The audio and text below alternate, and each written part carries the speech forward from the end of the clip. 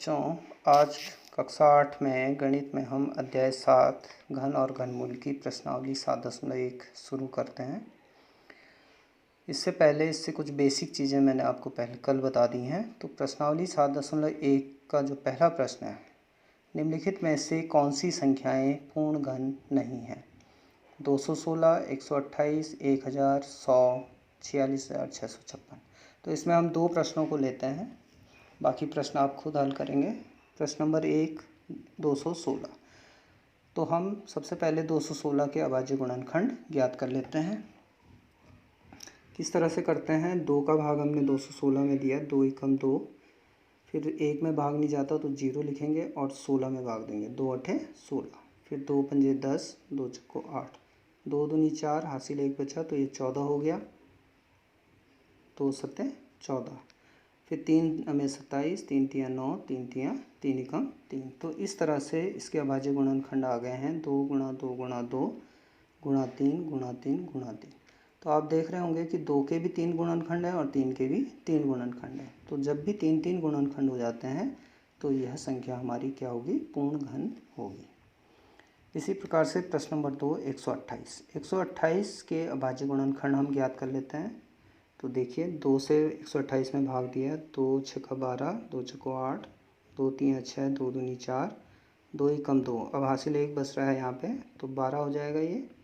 तो 2 छक्का 12, फिर 2 अट्ठे 16, 2 चक्को 8, 2 दूनी 4, 2 दूनी 4। तो 1 2 3 4 5 6 7, यानी कि 7 2 आ रहे हैं। तो 1 2 3 4 5 6 7।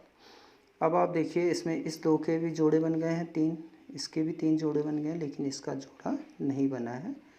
तो क्योंकि इसके 3 जोड़े नहीं बन रहे हैं तो हम कह सकते हैं कि 128 पूर्ण घन नहीं है। अब इसी प्रकार से दूसरा प्रश्न हम करते हैं।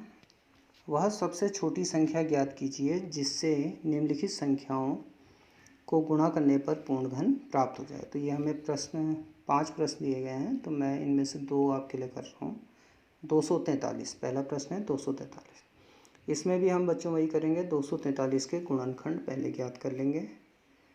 गुणनखंड ज्ञात करने पे हमारे पास अभाज्य गुणनखंड आए हैं 3 गुणा 3 गुणा 3 गुणा 3 गुणा 3। तो यहाँ पे इस 3 के तो 3 जोड़े बन रहे हैं, लेकिन यहाँ पे इनके 3 जोड़े नहीं बन रहे हैं। तो कितने? इसमें एक 3 की कमी पड़ रही है। तो अब हमें इसे क्योंकि पूर्ण घन बनाना है तो हम इसको, क्योंकि एक 3 की कमी पड़ रही थी, तो 3 से इसको गुणा कर लेंगे। तो 3 से 243 को गुणा करने पर एक पूर्ण घन प्राप्त होगा। तो इसलिए जो हमारी सबसे छोटी संख्या जिससे गुणा करने पर पूर्ण घन प्राप्त होता है वह संख्या हो जाएगी 3। अगला प्रश्न है 256। 256 के भी हम अभाज्य गुणनखंड कर लेते हैं। तो अभाज्य गुणनखंड किए हमने, तो ये हमारे अभाज्य गुणनखंड आए हैं 2 गुणा 2 गुणा 2 गुणा 2 गुणा 2 गुणा 2 गुणा 2 गुणा 2। तो आप इसमें देख रहे होंगे कि इसके भी 3 गुणनखंड हैं, इस 2 के भी 3 गुणनखंड हैं, लेकिन इस 2 के केवल 2 ही गुणनखंड हैं, यानी कि हमें इसे 1 2 से और गुणा करना पड़ेगा। तो इसको हम 2 से जब 256 को गुणा कर देंगे तो हमें पूर्ण घन प्राप्त होगा। अतः सबसे छोटी संख्या बराबर 2। सबसे छोटी कौन सी संख्या जिससे गुणा करने पर यह पूर्ण घन बन जाए। इसी प्रकार से प्रश्न नंबर 3 आप देखिए, वह सबसे छोटी संख्या ज्ञात कीजिए जिससे निम्नलिखित संख्याओं को भाग देने पर भागफल एक पूर्ण घन प्राप्त हो जाए। तो इसमें भी 5 प्रश्न दिए हैं, तो हम पहला और तीसरा प्रश्न इसमें आपके लिए कर रहे हैं। तो पहला प्रश्न है 81। अब 81 के अभाज्य गुणनखंड हम ज्ञात कर लेते हैं इस तरह से। 3 दूनी 6, 2 बचा, हासिल 21 हो गया, 3 सत्ते 21, फिर 3 नम 27, 3 तिया 9, 3 एकम 3। तो हमने देखा 81 के अभाज्य गुणनखंड 3 गुणा 3 गुणा 3 गुणा 3 है। तो यहाँ पर 3, पहले वाले 3 के भी 3 जोड़े बन रहे हैं, लेकिन दूसरे वाले 3 के का केवल एक ही पद यहाँ पे है। तो क्योंकि जोड़े, या तो अगर हम इसे अन्य 2 3 से गुणा करें, 3 तिया 9 से गुणा करना पड़ेगा, और क्योंकि भागफल पूछा है, भाग देना पूछा है, तो इस 3 को हम यहाँ से हटा देंगे, यानी कि 3 का भाग हम 81 में दे देंगे। तो 81 को पूर्ण घन बनाने के लिए हम उसे 3 से भाग देंगे, अतः सबसे छोटी संख्या 3 होगी। इसका तीसरा प्रश्न है 135। 135 के अभाज्य गुणनखंड हमने पहले ज्ञात कर लिया इधर साइड में। तो हमारे 135 के अभाज्य गुणनखंड आते हैं 5 गुणा 3 गुणा 3 गुणा 3। इसमें 3 के तो 3 जोड़े बन रहे हैं, लेकिन 5 का एक ही पद है इसमें।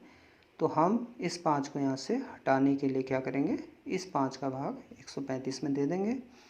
तो अतः 135 को पूर्ण घन बनाने के लिए 5 से विभाजित करेंगे, अतः सबसे छोटी संख्या बराबर 5।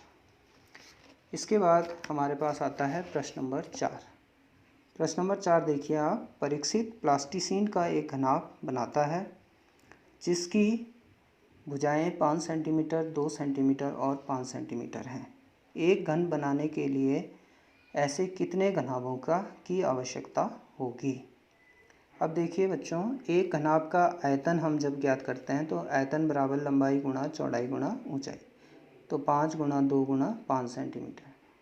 अब क्योंकि हमें इसे घन बनाना है तो हमें 5 के 2 गुणनखंड और चाहिए, और 2 के भी 5 का एक गुणनखंड चाहिए और 2 के 2 गुणनखंड और चाहिए। तो यानी कि 3 गुणनखंड होने चाहिए हमारे पास। तो तब हमारा 5, तो जो घन बनेगा उसका आयतन हो जाएगा 5 गुणा 5 गुणा 5 गुणा 2 गुणा 2 गुणा 2, यानी कि हमें 1 5 और 2 बार 2 चाहिए। तो इसका मतलब हमें कुल कितने घनाभों की आवश्यकता है उसे घन बनाने के लिए, 5 गुणा 2 गुणा 2, यानी कि 5 दूनी 10 दूनी 20 घनाभों की आवश्यकता होगी। तो धन्यवाद, और इन प्रश्नों को अपनी फेयर कॉपी में करते रहें, रिवीजन करते रहें। Thank you.